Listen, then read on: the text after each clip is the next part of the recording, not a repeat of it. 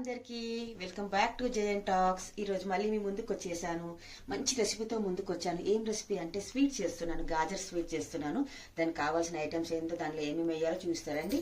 గాజర్ తీసుకున్న 2 కిలోలు మంచి సన్నగా తురుముకోవాలి. దానికి షుగర్ గ్లాస్తోనే 2 గ్లాసుల సగం. ఫైనల్ గా అయితే గాజర్ హల్వా రెడీ అయిపోయింది. స్టవ్ ఆఫ్ చేసేసి ఒక బౌల్లో తీసుకోవడమే. రండి చూపిస్తాను.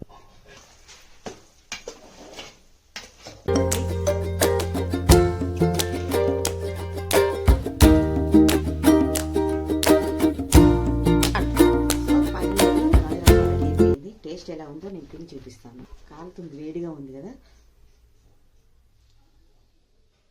ఫస్ట్ మీకు వేడిగా ఉంది, టేస్ట్గా ఉందండి. వేడిగా ఉంది, కొంచెం చల్లగానే ఇంకా బాగుంటుంది. వేడి మీద తింటాం కదా, నాకే నోరు కాలిపోతుంది.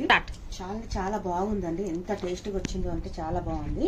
మీరు కూడా ఈ స్వీట్ నచ్చినట్లయితే లైక్ చేయండి, షేర్ చేయండి. మీరు ఇంట్లో ట్రై చేసుకొని చూడండి ఎంత బాగుంటుందో అంటే చాలా బాగుంటుంది. మనం ఫంక్షన్ కానీ, పూజ కానీ, మనం నార్మల్గా ఫెస్టివల్స్ కానీ చేసుకోవచ్చు.